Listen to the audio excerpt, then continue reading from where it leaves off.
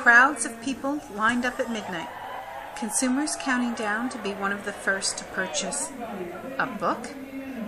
That doesn't seem like a likely scenario in our society, but in fact, this book launch was the most successful in history. A global release in 93 countries sold 15 million copies in the first 24 hours.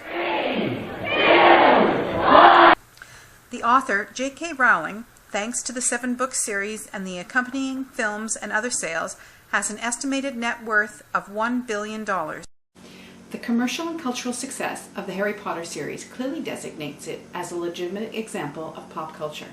But is this an anomaly in publishing? Surely authors and novels have never had this kind of impact on a culture before. Or have they?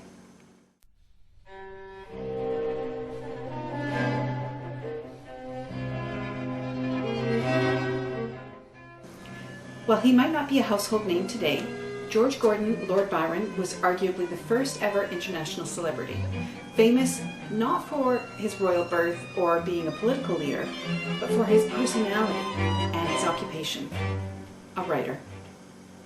Jerome McGann writes in Lord Byron, The Major Works, that Byron woke up one day to find himself world famous in 1812 when Childe Harold's Pilgrimage was published. McGann goes on to say that this book is a signal and important event both in social and in literary history. In one stroke, Byron defined and reflected back to the people of England and all Europe a crucial insight into the meaning of the age, into the human significance of the momentous events which were even then taking place. In his work, Byron used literature, fiction in fact, to bring an awareness to the human suffering which was occurring during the ongoing wars in Europe, and to make a case for each individual to live a life independently and consciously aware of what was going on in their society. This is an example where fiction worked as a means to promote social awareness and cultural change. Antonio Gramsci is an important theorist to look at in this proposal of pop culture and literature as a means for social change, because he was concerned with how the intellectual can be effective in moving people to action. The Norton Anthology of Theory and Criticism identifies Gramsci's two distinctions of intellectual: the traditional intellectuals, who adopt the role of administrators for existing social and cultural institutions in our society, such as schools, religious centers, corporations, the military, news centers, the judicial system, and the government. Gramsci considers philosophers, artists, and writers as part of this group of traditional intellectualists, insofar as they work within these formal institutions. The other group, however, which Gramsci identifies, are the organic intellectuals, who rise out of membership in social groups that have an antagonistic relationship to established institutions and official power. In other words, they form the counterculture, which seeks to articulate a voice for the marginalized groups in society who may have interests in opposition to the dominant class. These organic intellectuals are the creators of pop culture, the counter-discourse pop culture created by the masses to promote their own interests, to give expression to the needs and desires of the people against those in power. But where does literature fit into this picture? And how can novels, as an example of pop culture, be considered part of this apparent class struggle? William Wordsworth, in the Preface to Lyrical Ballads, states his belief in the use of everyday language in creative writing, that authors should choose incidents and situations from common life and to relate or describe them in a selection of language really used by men. So what Wordsworth was saying over 200 years ago is that common people do not need to adhere to social conventions. The language of the lower class masses benefits from this freedom of expression, allowing them to convey real emotions and real ideas unrestricted by societal norms and expectations. Sound familiar? Doesn't that describe the emotions and ideas behind the lyrics of at least some rap music today? Take, for example, The Ghetto by Freddie Gibbs, a depiction of inner-city life, its causes, and its consequences. It's hard to cope when these cowards is killing babies. The ghetto ain't just a place, it's a mentality that most of us carry with us, constantly causing casualties. Stealing and dealing is how I deal with my reality. Here, Gibbs is using Wordsworth's language really used by men to describe what Wordsworth calls incidents and situations from common life. But beyond this, Gibbs is making a comment on the social conditions of his life, including a critique of the educational system in inner cities. Motivated, misguided, miseducated, we barely be graduating, and our lack of skills lead to some deadly infatuations in the ghetto, the barrio, the hood, the slums. Gibbs is observing that when our educational system fails, with an inability to reach, teach, and nurture our children with the skills they need, we end up with more problems in our society, drugs and crime, for example. In making this argument today, Gibbs is using language the same way Charlotte Brontë did in 1847 in the novel Jane Eyre, making a connection between education and social issues and bringing a focus to the need for societal reform. It has been noted by numerous critics that the fictional school Jane Eyre attends is a representation and scathing critique of the harsh boarding school Brontë herself actually attended, the Clergy Daughters' School in Lancashire. The conditions at many boarding schools in England during this period were deplorable. Not enough nutritional food or proper clothing, the complete lack of nurturing, the use of painful punishments, and the control of students through the use of shame. In the novel Jane Eyre, one of the characters dies from tuberculosis, recalling the deaths of two of Bronte's sisters, who died from the disease as a result of the conditions at their school. Diane Johnson writes of Brontë that, in spite of personal tragedy, or perhaps because of it, Charlotte Brontë was a social analyst of considerable insight. Her candor and mental courage make her one of the most forthright novelists of her day. Rather than writing essays or journalistic exposés, Brontë chose the genre of fiction to make her appeal for social change.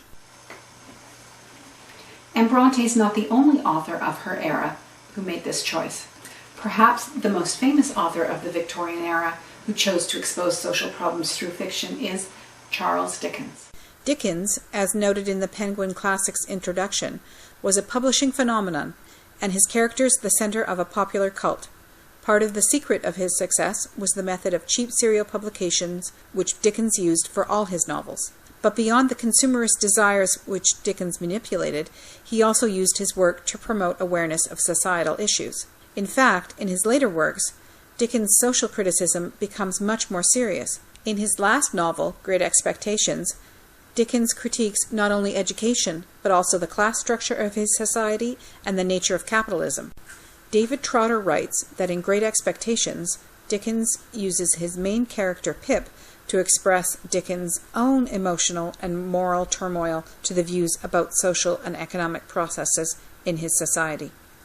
Dickens knew his enormous popularity and success would be a means to promote his social concerns, another example of fiction working to influence social transformation. So why do authors usually choose one main character for their readers to sympathize with and relate to? One character to demonstrate the need for social change? One answer can be found by looking into Jungian psychology. In Perpetual Adolescence, Jungian Analyses of American Media, Literature, and Pop Culture, George Jensen observes that Carl Jung noted, despite millennia of cultural evolution, we are still creatures with instincts. For better or worse, we still lead lives that are, to a large extent, irrational and unconscious. So, because we tend to live our lives irrationally, we unconsciously use stereotypes or archetypes all the time. Jensen writes that as a culture, we are inspired by archetypes to make heroic sacrifices, and that we are also driven by archetypes toward mass-mindedness. So, of course, authors will use these archetype frames to deliver their characters and their messages to their readers.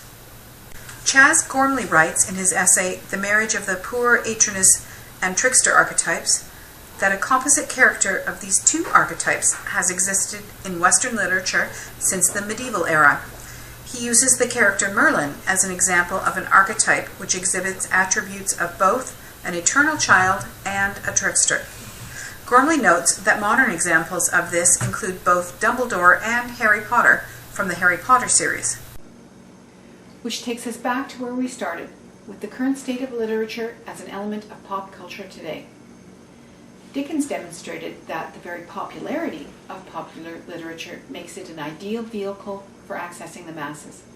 And J.K. Rowling has shown that audiences are willing to purchase and read entertaining novels today.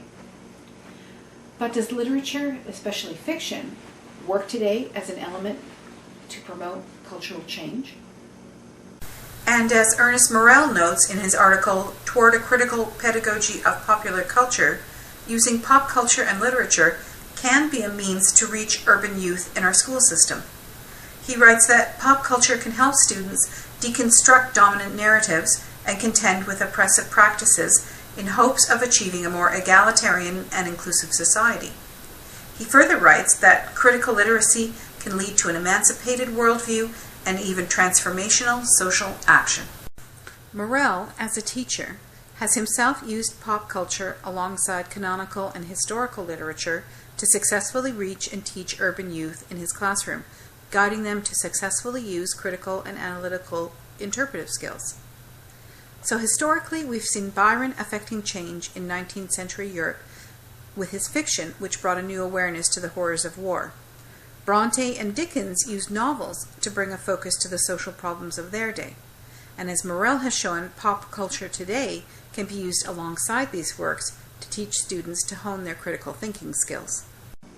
But as popular as Harry Potter is, Rowling's work doesn't really bring a focus to important social issues.